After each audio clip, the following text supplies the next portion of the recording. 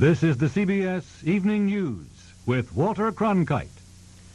Good evening. The death of a man who sang and played the guitar overshadows the news from Poland, Iran, and Washington tonight. Former Beatle John Lennon, who was 40, was shot and killed last night outside his luxury apartment in New York. The alleged killer is an unemployed security guard and printer who had lived in Hawaii. News of Lennon's death touched off a wave of shock and mourning around the world. Steve Young reports. The shooting happened at the Dakota apartment building minutes after John Lennon and his wife Yoko Ono left a recording session. When they got out of their limousine, a waiting gunman said Mr. Lennon, crouched in military stance, and squeezed off at least 4 shots from a .38 caliber pistol. Within 2 minutes of the time I got there, they brought out Lennon. He was limp. He had blood coming outside of his mouth. He had his glasses on, and there were maybe 5 or 6 police officers holding him, carrying him, putting him in the back seat of a car. Very quickly, Yoko was with him. Lennon was rushed to the nearest hospital just a few blocks away, but was dead on arrival. His body was taken to the morgue. We have arrested Mark David Chapman of 55 South Kukui, K-U-K-U-I Street, Hawaii, for the homicide of John Lennon. Chapman checked into this YMCA last Saturday, moved into a Midtown hotel the next day, was seen outside the Dakota over the weekend and yesterday. According to police, he managed to get Lennon to autograph a record album. During arraignment, Chapman was charged today with second-degree murder. He showed no reaction or emotion. The assistant district attorney said Chapman committed a deliberate, premeditated execution of John Lennon in a cool, calm, calculated manner. Chapman's court-appointed attorney called the shooting an apparently motiveless crime and told the court Chapman had tried twice in the past to commit suicide. Next court appearance is set for January 6th. Chapman will be kept under suicide watch while undergoing psychiatric evaluation at Bellevue Hospital. Steve Young, CBS News, New York. Miss Ono announced today there will be no funeral service. She said, "We will set a time for a silent vigil to pray for his soul. John loved and prayed for the human race. Please pray the same for him." In recent years, Lennon had retired from the music scene, becoming what he called a house husband, caring for his son, cooking and baking bread while his wife managed their business affairs. He emerged from seclusion only recently, making an album with his wife. And then last night, he crossed paths with another guitar player. We have 2 reports on the alleged killer, beginning with Bob Seavey in Honolulu. 4 years ago, Chapman came to Hawaii looking for the good life. His income came from a job in the print shop at Castle Memorial Hospital. He quit a year ago, but some there still remember him. He did his job well, faithfully, sometimes even beyond what we asked him to do. He'd come up with even more creative suggestions than maybe what we had given to him. He just was just a good guy. Printing was dull work, but he took pictures too and drew posters. He imitated Salvador Dali. This was Chapman's Dali favorite. He married and moved here, and until recently worked as a security guard. 6 weeks ago at this gun shop, Chapman bought a .38 caliber short-barrel revolver. On the gun permit, he indicated he was then unemployed. Chapman had no known local current police record, thus the gun sale was legal. Inside the Chapman's apartment building, his wife, Gloria, declined to talk to reporters. Others who knew him expressed disbelief. When I heard the news, I would not believe it because it just seemed like a couple days ago I'd seen him out in front of the building. So I came down here to make sure that his name was Mark Chapman. But on October 23rd, the day he quit his security guard job at this building, he signed out on the log with the name John Lennon. Then he crossed out the entry. Another guard remembers seeing Chapman in uniform. His name tag was pasted over with another name, John Lennon. A week and a half ago, Chapman left Hawaii for New York. He was alone.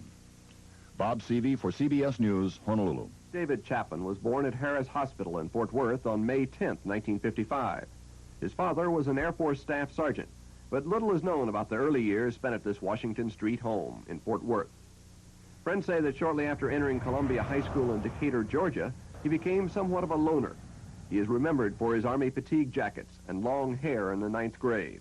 He wore the Army jackets, and maybe got a little bit on the rough side, if not rough behavior-wise, rough looking anyway.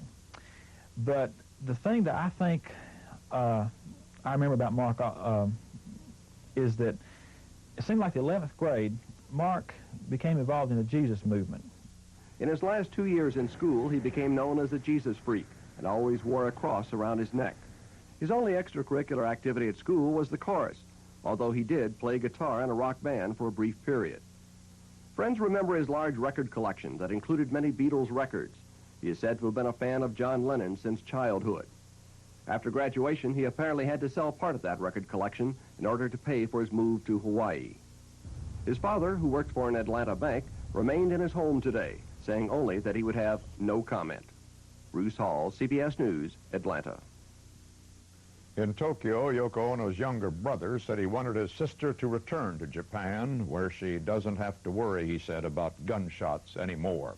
The gun murder rate in the United States is more than 200 times greater than in Japan, where it's almost impossible for a private citizen to get a handgun. Last year, Lennon and his wife contributed $1,000 to buy bulletproof vests for New York policemen. President Carter said he was saddened by John Lennon and distressed by the senseless manner of it, unquote. President-elect Reagan called the murder a great tragedy, but reaffirmed his opposition to gun control legislation. Headlines around the world on both sides of the Iron Curtain reflected the international grief. Everywhere it seemed that people sought the meaning of the Beatles' lives in their lives. And we have reports from Charles Osgood and Jeff Greenfield.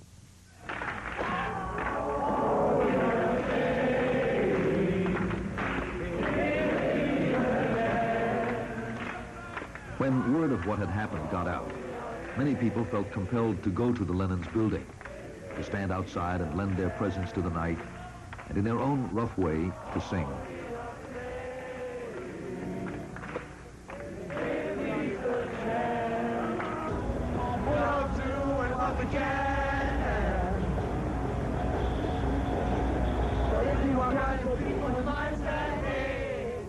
Today, there were still crowds out there. Ringo Starr, who had been on vacation in the Bahamas, flew to New York and visited briefly with Yoko. He made no public statement. It wasn't a day for dealing with the public. Near Oxford, England, George Harrison stayed inside his mansion. A spokesman came out to say, he's just stunned like everyone else. He can't believe it's happened. Paul McCartney, Lennon's songwriting partner, issued a statement in London. John was a great man, he said. He will be missed by the whole world. And so it seemed. Around the world, radio stations played Lennon's songs. Some played nothing but. People sent flowers, came with messages expressing their own feelings. Others wanted to go buy Beatles records. One New York store sold over 500 this morning. Because I was in the 60s, so I remember him very, very well. Very, very shocked by it. He felt that if he had a message at all for this decade, it was about family. It was about love and caring, and it was very tender. It seems like all the people that are really dedicated to peace always get cut down by nuts with guns, like Martin Luther King and John Kennedy and John Lennon. Everybody has got to find what John Lennon meant to them. America and the world mourned today, and with reason. It has been said that one thing about John Lennon's songs is that the words were moving because they seemed so right for their time. That was true today. Too true.